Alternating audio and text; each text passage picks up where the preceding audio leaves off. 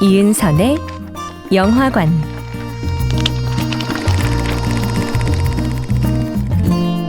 안녕하세요. 인생을 닮은 영화를 탐색하는 시간 이은선의 영화관입니다. 이번 주는 이상일 감독이 연출한 국보와 함께합니다.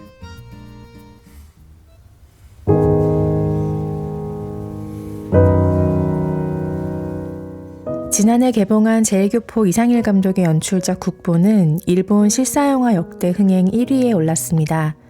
일본에서 1200만 명 이상의 관객을 동원한 기록이죠. 실사영화보다 애니메이션이 강세인 나라에서 신기록이 갈아치워지기까지 무려 22년이 걸렸습니다. 종전의 1위는 2003년 개봉한 춤추는 대수사성 극장판 2 레인보우 브릿지를 봉쇄하라 였죠. 국보는 거의 3시간에 달하는 러닝타임, 국내에는 조금 생소한 가부키 문화라는 배경에도 불구하고 한국에서도 개봉 이후 20만 명 이상의 관객을 모았습니다. 영화는 화려한 공연이 펼쳐지는 무대 위와 아래를 넘나들며 가부키 배우인 온나가타, 즉 가부키 공연에서 여성의 역할을 맡는 남성 배우의 인생 여정을 들여다봅니다. 그 안에는 우리나라의 인간문화재에 해당하는 인간 국보가 되기 위한 이들의 치열한 욕망과 고통의 예속으로 빚은 초월적 아름다움이 있습니다. 17세기에 탄생한 가부키는 일본의 전통 공연 예술입니다. 첸 카이거 감독의 태양별이로 익숙한 무대 예술인 경극과 언뜻 비슷해 보이지만 엄연히 다릅니다. 가부키는 무대 장치 및 연출이 화려하고 특징적인 포즈를 취하는 미에와 같은 연기 방식 등 양식화된 동작을 선보인다는 점에서 중국의 경극과 구분됩니다. 에도 시대의 기발한 의상과 화려한 머리 모양 등으로 주목을 끌려는 가부키 모노가 등장했고, 이를 자신의 무용에 접목해 선보인 사람들로부터 새로운 공연 형태인 가부키 오도리가 탄생한 것이 가부키의 시초입니다. 에도 막부가 풍기문란을 이유로 여성의 출연을 금지한 이후 모든 배역은 남성이 연기합니다. 이는 오늘날까지도 철저히 지켜지는 무대 위의 약속입니다. 온나가타에게는 실제 여성일 순 없지만 평생 무대 위에서 여성의 아름다움을 추구해야 하는 모순이 주어지는 셈이죠. 배우로서의 영예 속에 자리한 이 모순은 국보가 담아낸 모든 것의 인상적 출발점으로 보입니다. 이은선의 영화관이었습니다.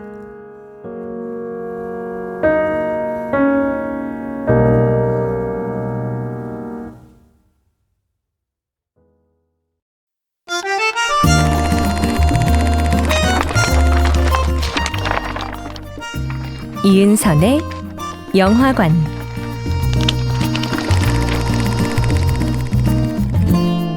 안녕하세요. 인생을 닮은 영화를 탐색하는 시간 이은선의 영화관입니다.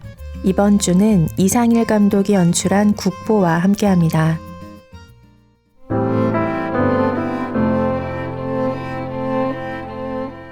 (1960년대) 야쿠자 수장이 연 연회에서 집안의 아들 키쿠오가 가부키극 세키노토를 연기합니다.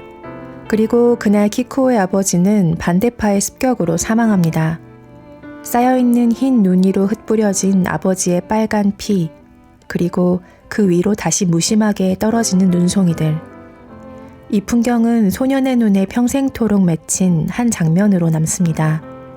오갈 곳 없는 소년을 거두니는 당대 가부키 스타 하나의 한지로, 키쿠오의 재능을 알아보고 가문의 견습생으로 데려온 그는 아들 슌스케와 함께 두 사람 모두 가부키 배우로 훈련시킵니다. 둘도 없는 친구이자 라이벌로 함께 성장한 키쿠오와 슌스케는 세상이 새롭게 열광하는 가부키 스타, 일명 한한 콤비로서의 성공적 데뷔를 마칩니다. 그러나 이후 한지로가 자신의 뒤를 이을 사람으로 아들 슌스케가 아닌 키쿠오를 지목하면서 두 사람의 운명은 엇갈립니다. 명망 높은 가부키 집안의 후계자가 선대의 예명과 배역을 물려받는 전통이 남아있는 가부키 세계에서 이례적인 사건입니다. 키쿠오는 누구라도 인정할 만한 천부적 재능을 타고났습니다. 슌스케에겐 혈통이 있습니다. 두 사람은 자신이 가지지 못한 서로의 것을 갈망합니다. 타고난 피는 노력으로 결코 메울 수 없는 영역이라는 점에서 키쿠오 쪽이 못내 더 갈급합니다. 한지로의 이름을 물려받은 뒤 처음으로 무대에 서는 날, 분장실에서 긴장을 감추지 못하는 키코. 그는 슌스케에게 진심을 고백합니다. 내가 지금 가장 원하는 건 너의 피야. 내겐 나를 지켜줄 피가 없어. 너의 피를 컵에 담아 벌컥벌컥 들이켜고 싶어. 이 처절한 고백을 시작으로 영화는 두 사람이 무대 위에서 예술혼을 공유하고 때론 서로의 영혼을 갈기갈기 찢어놓으며 엇갈린 길을 걷는 인생의 긴 경로를 따라갑니다. 두 사람은 마치 시소 같습니다. 한쪽이 성공가도를 달릴 때 다른 한쪽은 처절한 내리막을 경험합니다. 이은선의 영화관이었습니다.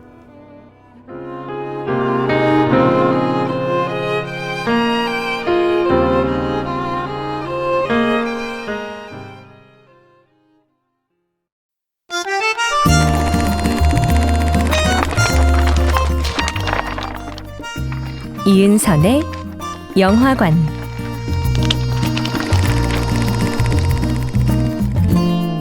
안녕하세요. 인생을 닮은 영화를 탐색하는 시간 이은선의 영화관입니다. 이번 주는 이상일 감독이 연출한 국보와 함께합니다.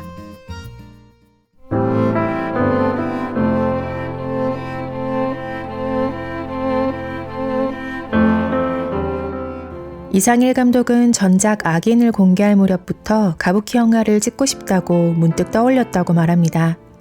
다만 소재의 허들이 높았다고 하죠. 용기를 내 영화화를 구체적으로 추진한 배경에는 요시다 슈이치의 원작이 있습니다. 작가가 3년간 직접 쿠로고, 즉 가부키 무대에서 관객의 관람에 방해가 되지 않도록 검은 옷을 입고 배경 등을 움직이는 사람으로 일하면서 무대 위와 그 이면까지 관찰해 녹여 쓴 소설입니다. 이로써 국보는 악인과 분노에 이어 이상일 감독이 요시다 슈이치의 글을 스크린에 옮긴 세 번째 작품이 됐습니다. 두 명의 등나무 아가씨, 도조지의 두 사람, 소네자키 동반 자살, 백로 아가씨 등의 대표적 공연 장면들은 키쿠오와 슌스케의 비상과 추락, 관계성의 변화와 엮입니다.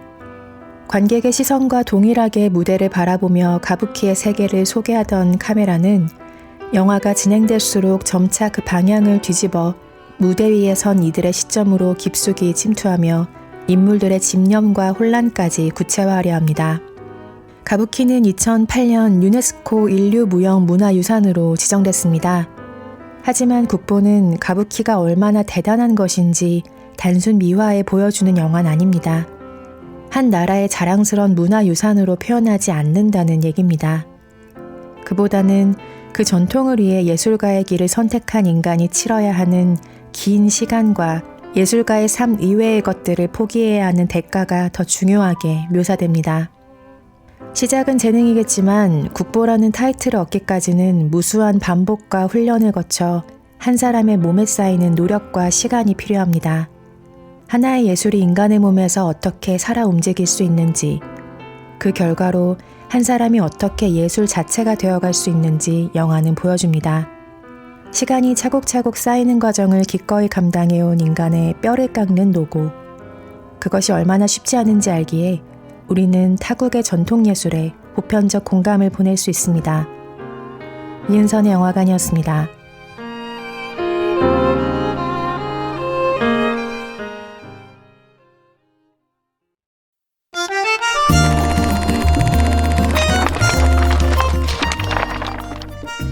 이은선의 영화관.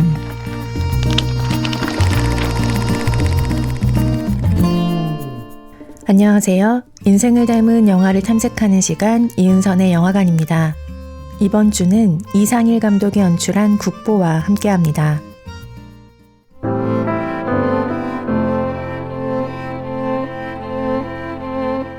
무대를 향한 집착은 키쿠오와 슌스케를 비롯한 인물들의 것이기도 하지만 이 영화의 기본적 태도로서 발휘됩니다.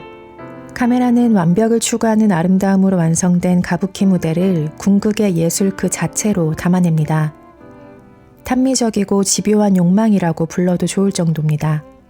가부키에 익숙한 일본 촬영 감독이 아닌 가장 따뜻한 색 블루의 촬영 감독인 소피아 넬파니가 이방인의 눈으로 담아낸 무대의 안과 밖은 전통적이면서도 때론 독창적인 해석을 보입니다. 기록 매체와 달리 막이 내리면 필연적으로 사라지고 마는 무대 공연의 움직임은 찰나입니다. 영원히 소유할 수 없는 대상입니다.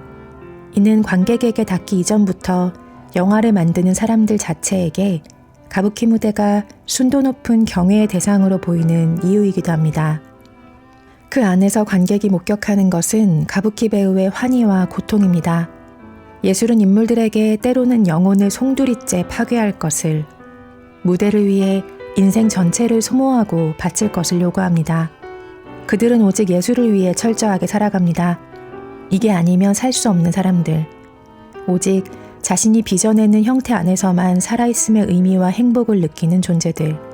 무대를 향한 열망을 빼고 나면 아무것도 남지 않는 데다 완벽한 기술을 위해서라면 악마와 영혼을 거래하는 것도 불사하고 싶은 마음을 숨기지 않는 이들은 아름다운 괴물입니다. 기술로 만들어내지 못할 그림이 없는 세상에서 국보는 오직 인간의 몸을 통해 이야기를 건네고 있습니다.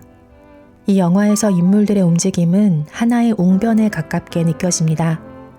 100마디 대사보다 인물의 손끝과 발끝, 고개가 돌아가는 각도 하나에 더 많은 이야기가 보이고 들려옵니다. 붉게 칠한 눈을 지나 목덜미부터 발끝까지 제일 좋은 모양이 되었을 때를 뼈가 아는 기술을 체화한 이들의 신체는 그 어떤 말과 풍광보다 방대한 스펙터클의 무대에 다름 아닙니다. 이은선의 영화관이었습니다.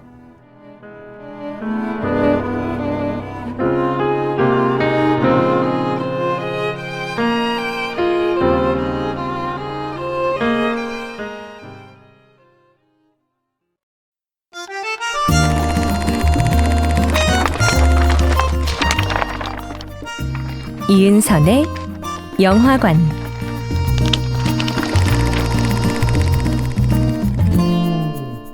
안녕하세요. 인생을 닮은 영화를 탐색하는 시간 이은선의 영화관입니다. 이번 주는 이상일 감독이 연출한 국보와 함께합니다.